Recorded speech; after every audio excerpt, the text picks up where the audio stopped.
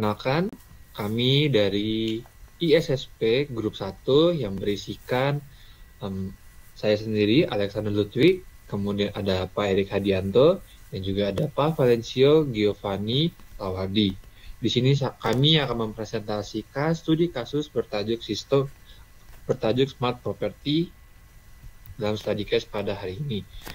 Studi ini dilakukan terhadap salah satu perusahaan kontraktor nasional bernama PPT yang sedang berada di tengah gelombang permintaan tinggi atas hunian yang terjangkau. Dalam studi ini kami akan membahas bagaimana kondisi digitalisasi perusahaan pada saat ini, kemudian pada 5 tahun akan mendatang, dan juga bagaimana menjembatani kesenjangan antara keduanya. Sekarang kami akan memasuki pada bagian kondisi saat ini, as is. Pada saat ini, PPT sudah cukup aktif dalam proyek-proyek skala yang besar, terutama dari pemerintah untuk menyediakan hunian bagi masyarakat kelas menengah ke bawah. Secara teknologi, mereka juga sudah menggunakan ERP dan juga sistem business intelligence yang terintegrasi untuk modul keuangan dan juga manajemen proyek.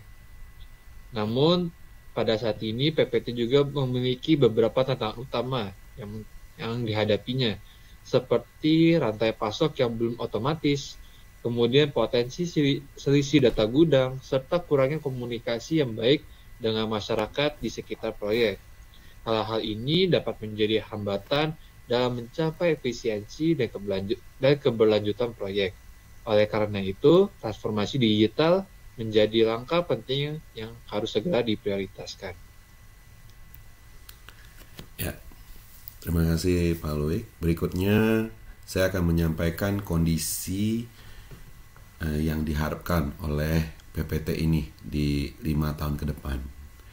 Yang pertama, menjadi properti dengan high quality, dengan cost kompetitif, karena pasarnya adalah menengah ke bawah. Jadi harapannya dengan cost yang seminimal mungkin, tapi dengan quality yang bisa dijaga. Yang kedua adalah bisnis yang comply dengan regulator dan audit. Jadi dari beberapa temuan yang disampaikan di studi kasus, dilihat bahwa PPT ini perlu improvement dan perubahan. Kemudian yang ketiga, tadi sudah disampaikan oleh teman kami Pak Louis terkait dengan problem terkait dengan masyarakat di sekitar proyek. Oleh karena itu butuh yang namanya CSR program dan juga business sustainability yang perlu di-develop dan di-implement untuk menjaga kepuasan dari gak hanya secara customer aja, tapi juga dari sisi masyarakat di sekitarnya. Kemudian digital transformasi sangat diperlukan untuk menunjang kondisi perusahaan di 5 tahun ke depan, yaitu salah satunya adalah dengan implementasi IoT dan sensor pada lokasi proyek, ya, untuk melakukan pelacakan material, peralatan, dan pekerja. Kemudian juga memanfaatkan AI dan machine learning untuk prediksi kebutuhan material dan identifikasi resiko. Kemudian menggunakan big data terpusat dan menyimpan semua data, baik itu sensor maupun ERP maupun dokumentasi, sehingga bisa menjadi stream analitik dan notifikasi real time.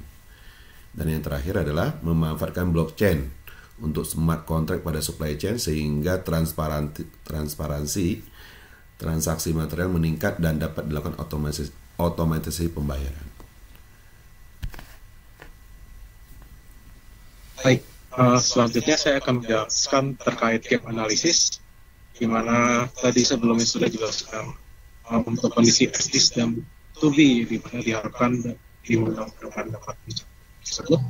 Maka di dalam selanjutnya dilakukan analisa untuk bagaimana mitigasi dari proses yang sekarang ada hingga menjadi 5 tahun ke depan yang diharapkan. Jadi yang pertama pada dimensi teknologi, di mana sudah ada ERP sebagai core system yang mendukung SCM dan BI yang sudah terintegrasi dengan modul keuangan dan IM, Lalu dapat dilakukan assessment dan vendor selection untuk dilakukan investasi pada infrastruktur IoT dan 5G, di mana hal tersebut masih menjadi kekurangan di PPT ini. Lalu dapat juga dimulai dilakukan pilot blockchain pada satu atau dua proyek, sehingga dapat dilakukan coba trial terkait hal tersebut sebelum dilakukan rollout. Lalu pada dimensi proses, masih ada proses yang silo-silo, di mana terpecah antara satu divisi lain dan divisi lain, sehingga di mana ada potensi fraud dalam aktivitas tersebut.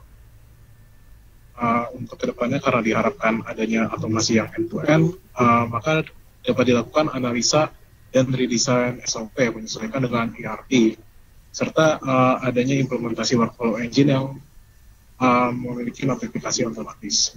Lalu pada dimensi data, masih dikarenakan koneksi data ERP dan BI terbatas, maka mitigasi yang dilakukan adalah membangun data warehouse modern dan menerapkan data governance, sehingga dapat integrasikan data pada data. Lalu untuk dimensi keamanan, karena untuk saat ini masih belum menjadi fokus PPT dan diharapkan ke depannya sudah bisa zero trust implementation, maka dilakukan assessment untuk cyber security methodology.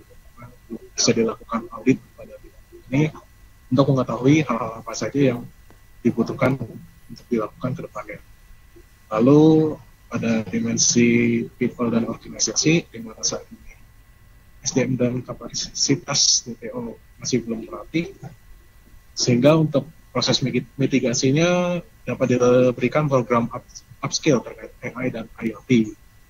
Lalu juga dapat merekrut data arsitek serta engineer khusus kan integrasi sistem ini di PPT. Sekian presentasi dari kami. Terima kasih sudah menyaksikan.